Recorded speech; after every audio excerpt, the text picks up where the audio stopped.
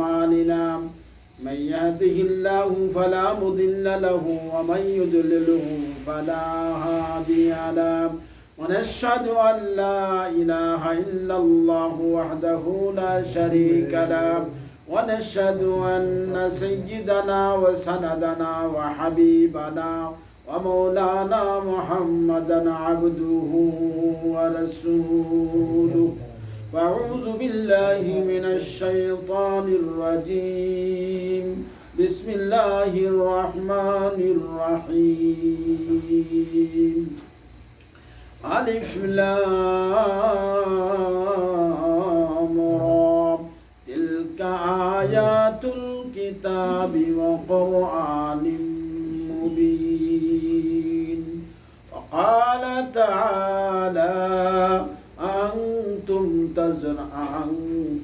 تزرعون وقال تعالى نون والقلم وما يسطرون ما أنت بنعمة ربك بمجنون وإن لك لأجرا غير ممنون وقال تعالى ويل للمطففين الذين إذا اكتالوا على الناس يستوفون وإذا كالوهم أو وزنوهم يخسرون মহান রব্বুল আলামিনের দরবারে অত্যন্ত শুকরিয়া আর মেহেরবানি যে আমরা সৌদি আরবের অত্যন্ত ব্যস্ততার মাঝেও কোরআনের কথা আর কোরআনের বাণী শোনার জন্য সংখ্যায় খুব কম হলেও অল্প সময়ের জন্য হলেও আল্লাহ তাআলা আমাদেরকে কোরআনের কথা শোনার জন্য মঞ্জুর করেছেন, কোরআনের বাণী শোনার জন্য কবুল করেছেন। সেজন্য আমরা আল্লাহর কাছে শুকরগুজার হই আর বলি আলহামদুলিল্লাহ। দুনিয়ার মানুষ তিন ভাবে টাকা রুজি করে। দুনিয়ার মানুষ তিন ভাবে টাকা পয়সা কামাই করে। দুনিয়ার মানুষ তিন ভাবে জীবিকা নির্বাহ করে। আর এই তিন ভাগে বিভক্ত হয়ে মানুষের যে জীবিকা নির্বাহ করে, এই প্রত্যেক দলের লোকেরাই দুর্নীতি করার চেষ্টা করে। সুযোগ পাইলেই তারা তিন দলেই দুর্নীতি করার চেষ্টা করে। সুযোগ পাইলে একদল মানুষ জীবিকা নির্বাহ করে হাল চাষ করার মাধ্যমে। তারা ফজরের পরে ঘর থেকে গরু বার করে, হালের গরু, জোয়াল বার করে, লাঙ্গল বার করে, বাহির কইরা চলে যায় তার জমিনে। ওখানে যাইয়া উপরের মাটিগুলা নিচের মাটিগুলো উপরে কইরা মই দিয়া কিছু পানি টানি লাগাইয়া ঘরের মধ্যে সে তার উগারে যে কিছু ধান ছিল ওই ঘরের রক্ষিত ধানগুলা নিয়া ওই জমিনের মধ্যে মাটির মধ্যে ফালাইয়া দিয়া বাড়িতে চলে আসে। রাতে অন্ধকারে ধানগুলা ওখানে পড়ে আসে। ধানের উপরে কড়া রোদ আইতেছে, বৃষ্টি আসতেছে, তুফান আসতেছে। ঘরের এই আরামের সুখের নিজের ধানগুলা নিয়া অন্ধকার জমিনের মধ্যে ফালাইয়া চলে আইসা বসে থাকে আর মনে মনে ভাবে আল্লাহ দিলে দিছে আর গেলে গেছে। অনেক সময় আল্লাহ দেয়, অনেক সময় আবার তুফানে নষ্ট কইরা দেয়, পোকামাকড়ে খায়া নষ্ট কইরা দেয়। অনেক সময় পানি আইসা নিয়া যায়। ধান পুরা কাটবার সময় হয়েছে, শিলাবৃষ্টি এসে সব ধান তার নষ্ট হইয়া যায়। কিন্তু এরপরেও সে বাদ দেয় না, পরের বছর আবারও ধান ফলায়। মানুষকে গত বছর ধান ফলাইছিল, শিলাবৃষ্টি নিয়ে গেল, আবার কেন এই বছর ধান ফলাইছি, এইবার শিলাবৃষ্টি নেয় নাই। কিন্তু এমন বন্যা হয়েছে, পানির নিচে ধান ৩-৪ দিন থাকিয়া সব ধান নষ্ট হয়ে গেছে। পরের বছর আবার ধান ফলাইতে যায়। মানুষের কয়ে দূর মিয়া, তোমার তো প্রত্যেকবারে ধান নষ্ট হয়, আবার ফলাও কা। কিন্তু আবারও সে ধান ফলাইছি, কিন্তু এর পরের বছর পোকা, এমন পোকা নামছে সব ধান খাইয়া তার বিনাশ। মানুষ কয় দূর বেটা আর করিস না তুই ধান ক্ষেত। কয় না, আমার কাজ হইল ক্ষেত করা, জমিন করা, আর এই ফসল ফলাইয়া ওগুলারে ওই মাটির নিচে যে আমি ফালাইয়া চইলাইছি, মাটির মধ্যে ফালাইয়া চইলাইছি, আমার ওই ধানগুলা একটা ধান থেকে 60টা ধান বাহির করা, একটা ধান থেকে 700 পর্যন্ত ধান বাহির করা, ওটা তো আমার কাজ না, ওটা তো মহান আল্লাহর কাজ। আমি আমার কাজ কইরা চলে আসলাম, মহান আল্লাহর কাজ আল্লাহ করলে করুক আর না করলে নাই, আমার দায়িত্ব আমি পালন করছি, এবার আল্লাহর দায়িত্ব পালন করবে কিনা সেটা আল্লাহ জানে। আল্লাহ বলেন ওই যে মাটিতে কৃষকেরা যে ধান ক্ষেত করে, ওদের ইমান, ওদের যে আমি আল্লাহর প্রতি তাদের যে একই আর বিশ্বাস, ওইটা অত্যন্ত গাঢ়। তিনবার তার ধান নষ্ট হয়ে গেল, এরপরেও সে বেচারায় আমার উপরে ভরসা করা বাধ্যে না, আর বলে পরের বছরও ধান ফলায়, আর বলে আমার কাজ আমি করছি, আমার এই ধানগুলারে ফলাইয়া দেওয়া, এই ধানগুলারে বাড়াইয়া দেওয়া, একটা ধান থেকে 700 ধান বাহির করে দেওয়া, ওইটা মহান রবের কাজ, মহান রবের কাজ, মহান আল্লাহর কাজ আল্লাহ করবে, আমার কাজ আমি করব। সুতরাং আল্লাহর দায়িত্ব আল্লাহ পালন না করলে আমার কিছু করার নাই। আমারে আল্লাহ যে দায়িত্ব পালন করার কথা বলছিল, আমি আমার দায়িত্ব পালন করে দিয়েছি। বলেন সুবহানাল্লাহ। আল্লাহ বলেন আনতুম তাজরাউনাহু আম নাহনু জারিউন। আল্লাহ বলেন বান্দারে, তোর যেই ধানগুলি খাইলে কতদিন সময় যাইতো, ওই ধানগুলি তুই না খায়া তোর ঘরের ধানগুলি অন্ধকার জমিনের মধ্যে নিয়ে মাটির নিচে ফালাইয়া তুই আর চইলা আসলি। অবান্দা তুই কার উপরে ভরসা কইরা আসলি? নিশ্চয় আমি মহান রবের উপরে ভরসা কইরা তোর ধানগুলা ফালাইয়া চইলা আসস। আমি কিন্তু তোর ওই ধানগুলার মধ্যে রৌদ্রের তাপ পৌঁছাই, বৃষ্টি পৌঁছাই, আমার মেয়াগো দেই, রৌদ্রের তাপও দেই, দিয়ে এগুলার আমি বড় করি।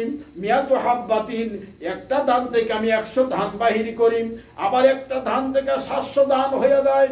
ওই ধানগুলি আমি আল্লাহ বাহির করি, মাটির মধ্যে সার আমি পৌঁছাই, রৌদ্রের তাপ আমি পৌঁছাই। রাত্রির বেলায় ধানগুলি আমি আল্লাহ পাহাড়ে দিয়ে বড় করি, আমি আল্লাহ ধানগুলা পাকাইয়া দেই, উপযুক্ত করাইয়া দেই। আনতুম তাজরাউনাহু আম নাহনু জারিউন। ওরে বান্দা, তুই এইবার আমার প্রশ্নের জবাব দে। ওই ধানগুলা ফলাইয়া বড় কইরা দেওয়া, একটা ধান থেকে 100 ধান দিয়ে কইরা দেই, এটা কি তুই করস না আমি আল্লাহ করি? তুই জবাব দে। আল্লাহ বলেন আনতুম তাজরাউনাহু, হে কৃষকেরা, তোমরা কি ধান ফলাও না আমি আল্লাহ ধান ফলাই? তোমরা জবাব দাও। আল্লাহ বলেন কৃষকদের, যারা কৃষক হয় তাদের সম্পর্ক মাটির সাথে তাদের সম্পর্কের কারণে তাদের অন্তরটাও মাটির মতো নরম হয়ে যায়। তার সহজেই জবাব দেয় আল্লাহ, আসলে আমাদের কিছু করার নাই, যা কিছু করার সব কিছু তুমি আল্লাহই করো। বলেন সুবহানাল্লাহ। কারণ মাটির সাথে ঘষাঘষি করতে করতে মাটি যেরকম নরম, তাদের অন্তর হয়ে যায় তেরকম নরম। আর যাদের পাথরের সাথে সবসময় সম্পর্ক, পাথরে ঘষাঘষি করতে করতে পাথর যেরকম শক্ত, তাদের অন্তর হয়ে যায় কি? আল্লাহ বলেন যারা কৃষক আর সাধারণ মানুষ, যারা জমিনের মধ্যে ধান কৃষক দ্বারা ফলাইয়া খায়, ওদের ইমান আল্লাহর প্রতি গভীর থাকে। তাদেরকে ওয়াজ আর নসিহত করার জন্য এত বেশি ওয়াজ করা লাগে না। এরা দুর্নীতি করলেও এত বড় দুর্নীতি করে না। কারণ কোদাল হাতে নিয়ে যদি আইন ঠেলাইয়া আরেকজনের জমিন দখল করতে দেয়, তাহলে মনে করেন কোদাল দিয়া ঠেলাইতে 10 বছর পর্যন্ত ঠেলাইলেন, হয়তো 1 হাত টাকা দখল করতে পারবে, হয়তো 2 হাত টাকা দখল করতে পারবে, এর বেশি না। কিন্তু তার বিকল্প কলমওয়ালা এক ঠেলা দিলেই তো হাজার একর জমি নিয়ে যাবে। দাড়িপাল্লাওয়ালা স্বর্ণের মাপ যদি হয়, একটু মাপ ডুবো বেষ্টম করে দিলেই তো হাজার টাকার মালিক হয়ে যাবে। তাহলে দুর্নীতির বেলায় কলমওয়ালায় যত দুর্নীতি করে, দাড়িপাল্লাওয়ালারা যত দুর্নীতি করবে, লাঙ্গলওয়ালারা এর কাছেও চাইতে পারবে না দুর্নীতি করলেও। আল্লাহ বলেন ওদেরকে সুদা করার জন্য এত বেশি ওয়াজ লাগে না। আল্লাহ বলেন ছোট্ট একটা আয়াতেই যথেষ্ট। আনতুম তাজরাউনাহু আম নাহনু জারিউন। আল্লাহ বলেন ছোট্ট একটা আয়াত দিয়ে ওয়াজ করলাম, ওরা সুদা হয়ে গেছে। এবার দেখেন দাড়িপাল্লাও কয়েক রকমের আছে। এক ধরনের পাল্লা আছে লাখরি মাফে, লাখরির মধ্যে একটু বেশকম হইলে করলেও তেমন কিছু করতে পারবে না। 2 রিয়াল 3 রিয়াল 2 টাকা 3 টাকা বাঁচাইবে, বেশকম করলেও তত কিছু করতে পারবে না। কারণ লাখরি বেশকম হইলে আর কত বাঁচাইবে, ঠগ্গা নিলে আর কত নিবে। যেমন এই দেশে বলদ দিয়ার মাল কিনে কিছু মানুষ আছে, সাইকেল দিয়া গাড়ি দিয়া গুইরা বলদ দিয়ার মাল কিনে। আর তাদের ব্যবসার মধ্যে গুরুত্বপূর্ণ একটা দিক আছে, এটা হলো ব্যবসার গুমর। তো এই গুমরটা কি? তারা মাইফাজে আনে দাড়িপাল্লা দিয়া, কারণ যে বেচবে সারা জীবনে এই এক প্রথমবারই ব্যস্ত আছে, হে তোর এত কিছু বুঝে না, হ্যাঁ কিনার সময় দাড়ি পাল্লা দিয়া ওই বলা দিয়ার লোকটায় 1920 করে কি কিনা সহজে নিয়ে আসে, যে বেসে হে মনে করে আমি টুকাইয়া টাকাইয়া আনছি আর বেশি নিলেই কি একটু বেশি নিলে আর মাফে কম দিচ্ছি, এটা নিয়ে আবার কেটে ঝগড়া করতে দেয়, ফালাইয়াই দিতে মাসিন ও আকসাবেন মাল এ নিতেছেন নেবে একটু বেশ কমাইলেই, কিন্তু হে কিন্তু এখান থেকে কি করছে অনেক কিছু লাভ করছে, কিন্তু এত বেশি লাভ করতে পারে নাই। তার বিকল্প যদি মনে করেন ভালো চাউলের ওজন হয়, যেমন আবু কাউস চাউল, ওইটাকে ভালো করে প্যাকেটিং করে দেয়, কেন ওটা দামি জিনিস, ওইটাতে একটু বেশ কম করলে সে অনেক কি গরফের বেড়ে ফালাইবে। এরকম আর একটু দামি জিনিস যদি স্বর্ণের বেলায় হয়, ওইখানে যদি একটু হেরফের করতে পারে, একটু ধাক্কা দিলেই তো মনে করেন হ্যাঁ 400 রিয়াল বাঁচাই দিল, আর একটু জোরে ধাক্কা দিলে 600 রিয়াল বাঁচাই দিবে। দাড়ি পাল্লার মধ্যেও বেশ কম আছে, কিন্তু লাঙ্গলওয়ালা দ্বারা ওদের চেয়ে অনেক ঊর্ধ্বে অনেক বেশি দুর্নীতি করার সুযোগ পায়, যদিও কম এরপরেও লাঙ্গলওয়ালাদের চেয়ে বেশি দুর্নীতি করার সুযোগ পায় দাড়ি পাল্লাওয়ালারা। এই জন্য আল্লাহ বলেন ওয়াইলুল লিল মুতাফফিফিন আল্লাযীনা ইযা ইক্তালু আলান নাসি ইস্তাওফুন ওয়া ইযা কালুহুম আও ওয়াজানুহুম ইউখসিরুন। আল্লাহ বলেন দাড়ি পাল্লাওয়ালারা, যারা দাড়ি পাল্লা দিয়া ব্যবসা করে, অর্থাৎ যারা ব্যবসায়ী, ওই ব্যবসায়ীরা দুর্নীতি করে, এদেরকে সোজা করার জন্য একটা আয়াত যথেষ্ট না, ওদেরকে সোজা করার জন্য 2টা আয়াত যথেষ্ট না, কারণ তাদের দুর্নীতির পাল্লা অনেক ভারী, তাদের দুর্নীতির দুর্দশাটা অনেক ভারী। এদেরকে সোজা করার জন্য 3টা আয়াত দিয়া ওয়াজ করলেই চলবে না, তাদেরকে সোজা করার জন্য পুরো একটা সূরার দরকার আছে। এই জন্য আল্লাহ তাআলা দাড়ি পাল্লাওয়ালাদেরকে সোজা করার জন্য পুরো একটা সূরা নাজিল করে দিলেন, যে সূরার নাম হইল সূরাতুল মুতাফফিফিন, ওয়াইলুল লিল মুতাফফিফিন। এই নাম দিয়া আল্লাহ একটা সূরা নাজিল করে দিয়েছে যে ওদেরকে সোজা করতে হইলে লম্বা ওয়াজ ছাড়া ওরে সোজা করা যাবে না। আরেক দল আছে কলমওয়ালা, ডিজিটাল যুগের লাঙ্গল হইল কলম। আগের যুগের লাঙ্গল, ওই সময় তার কলমের যুগ ছিল না, এখন লাঙ্গল কলম যেটা এটাও লাঙ্গল, ওই মানে ডিজিটাল যুগের লাঙ্গল। কারণ লাঙ্গল দিয়ে ঠেলাইতে ঠেলাইতে ঠেলাইতে ঠেলাইতে আরেকজনের আইল দখল করে, আর কলম দিয়া ঠেলাইয়াও আরেকজনের আইল দখল করে না, বরঞ্চ আইল সহ ওই পেটার জমিন সহ বাড়িঘর সহ 14 গোষ্ঠী সহ এক ঠেলাই নিয়ে যায়, হে খবরই রাখে না। কে তো বাংলা ভাষা তো আর জানে না, স্যার আপনি বলবেন যা তাই, কোন জায়গা টিপ দিতাম খালি দেখাইয়া দেন জায়গাটা, কারণ হে তো পড়াও জানে না। স্যার আমি তো আর এত কিছু বুঝি না, আমি পড়তেও পারবো না, যদি বলি ফইরা শুনান তা আপনার ইচ্ছা মতো আপনি পড়বেন, আমি তো আর ভুল ধরতে পারবো না। সুতরাং কোন জায়গা বেচছি আমি মনে করেন 10 ডিসিমেল, কোন জায়গা টিপ দিতাম খালি দেখাইয়া দেন। আসলে কিন্তু ওইখানে 10 ডিসিমেল না, লেখা রাখছে 30 ডিসিমেল। এখন 30 আর 10 হবে চাই, তোর লেখাপড়া জানে না, টিপ দেওয়ার জায়গাটা দেখাই দেন, খালি জায়গাটা দেখাইছে, টিপ দিয়ে চলে গেছে। ওইবার ওই বেচারায় বাড়ি যখন ওয়াল করতে হয়েছে 30 ডিসিমেল ওয়াল করতেছে, কি ভাই 10 ডিসিমেল বসলাম 30 ডিসিমেল ওয়াল করো, কত দলিল নিয়ে আসো, আনেন দলিল। এবার দলিল না দেখা যায় লেখা 30 ডিসিমেল, কত 30ই তো লেখা, তুমি ব্যক্ত 30, আর এখন কাউকে লাগে 10, তুমি তো মিশা কথা কইতেছ, এই যে 30 লেখা, এটা হলো ডিজিটাল যুগের লাঙ্গল। ডিজিটাল যুগের লাঙ্গল কলম দিয়ে এমন ঠেলা দিছে, 1 হাত আর 2 হাত নেয় না, এক ঠেলায় নিয়ে গেছে বেটারা, বাড়ি সারা বাড়ি ঘরে কি নিয়ে গেছে, 20 লইয়া গেছে, এক ঠেলাই সব নিয়ে গেছে। এই জন্য আল্লাহ বলেন কলমওয়ালারা যেইভাবে দুর্নীতি করে, ওদের সাথে পাল্লা দিয়া মনে করেন এই লাঙ্গল ওরা কুলাইতে পারবে না। কলমওয়ালারা যেই দুর্নীতি করে, ওদেরকে পাল্লা দিয়া এই দাড়ি পাল্লা ওরা কুলাইতে পারবে না। কলমওয়ালারা যেই দুর্নীতি করেন, ওদেরকে সোজা করতে হইলে 1 আয়াত আর 2 আয়াত দিয়ে ওয়াজ করলে কাজ হবে না। কলমওয়ালারা যেই দুর্নীতিবাজ, ওদেরকে সোজা করতে হইলে ছোট্ট একটা সূরা দিয়া সোজা করা যাবে না, ওদেরকে সোজা করতে হইলে বড় একটা সূরা দরকার। সেই সূরার নাম হইল নুন ওয়াল কালামি ওয়া মা ইয়াসতুরুন মা আনতা বিনি'মাতি রাব্বিকা বিমাজনুন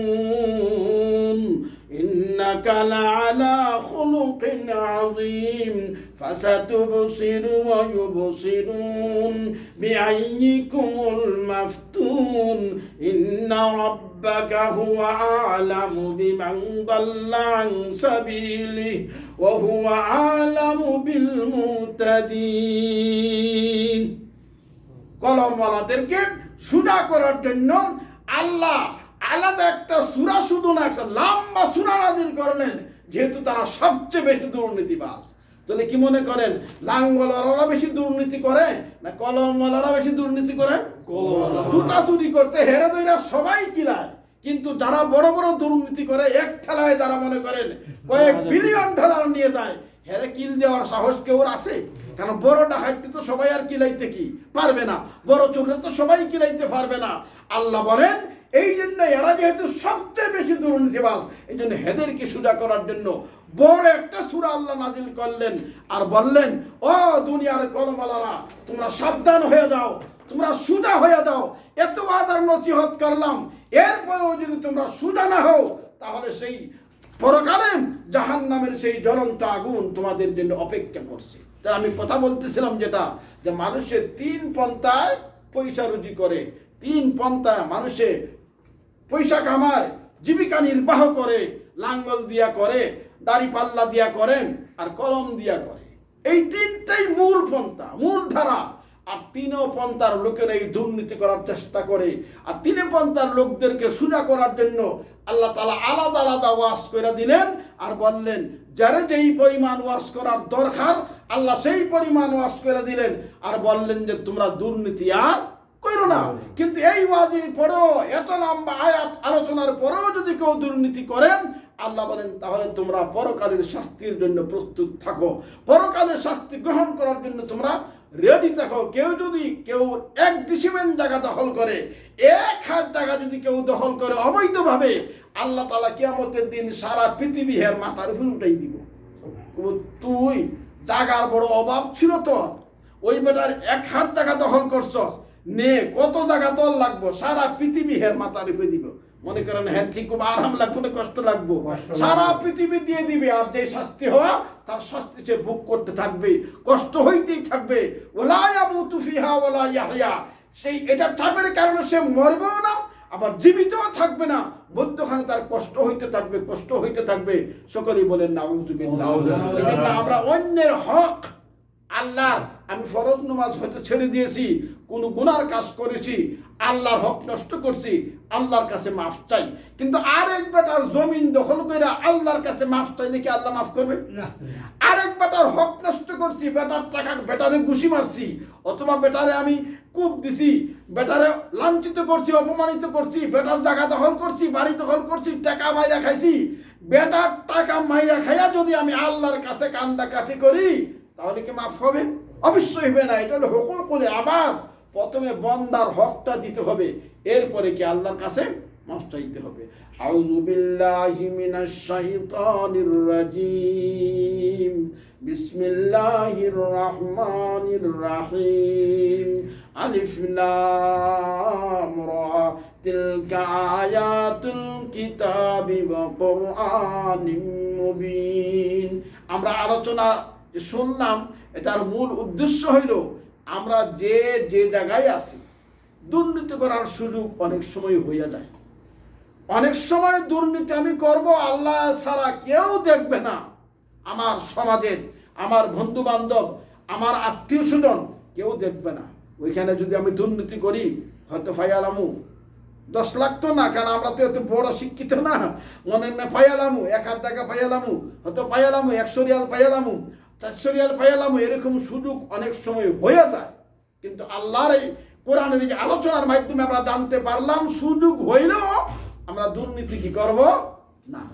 সুযোগ হইলেও দুর্নীতি কি, ওই কলমওয়ালা 100 কোটি দুর্নীতি করলে যেই পাপ, আমি সামান্য দুর্নীতি করলেও হবে কি সেই পাপ। কেন আমার সামর্থ্য অনুযায়ী আমি পাপ করতেছি, আমার সামর্থ্য অনুযায়ী আমি ডাকাতি করতেছি, আমার সামর্থ্য অনুযায়ী আমি কি করতেছি চুরি করতেছি, সে 100 কোটি যদি চুরি করে তাহলে সে 100 কোটি দেওয়ার তার কি আছে, ক্ষমতা আছে? তার আগেরই তো ক্ষমতা না থাকলে এত উপরে সে প্রশ্ন কিভাবে? আমি 100 রিয়াল চুরি করছি, অর্থাৎ এর চেয়ে বেশি চুরি করার ক্ষমতা আমার কি? এর দূরে আমি পারবো, কারণ এর চেয়ে বেশি বড় কাস্টমার তো আমার কাছে আর কি আসে না, কারণ আমার কাছে রং করাইবার লাগে আসে। রং করানোর গ্যাস দিয়ে মারতেও চাই তো 1 নম্বর রং করে 3 নম্বর রং আনলে কয় টাকায় আর বাঁচানি দিব? যদি মনে করেন আমি ইঞ্জিনের মেকানিক হইতাম ভালো, তো এনা মনে করেন বলতাম যে ইঞ্জিনের দাম একটু বেশ কম থাকতেই পারে, অনেক কি বুঝে না সেটা না। আমরা যে জায়গায় আছি, যদি আমার দুর্নীতি করার সুযোগ আইসা যায়, আমরা যাতে দুর্নীতি না করি, আল্লাহ তাআলা আমাদের সকলকে তৌফিক দান করেন। আমিন। দুরূদ শরীফ পড়েন, আল্লাহুম্মা সাল্লি আলা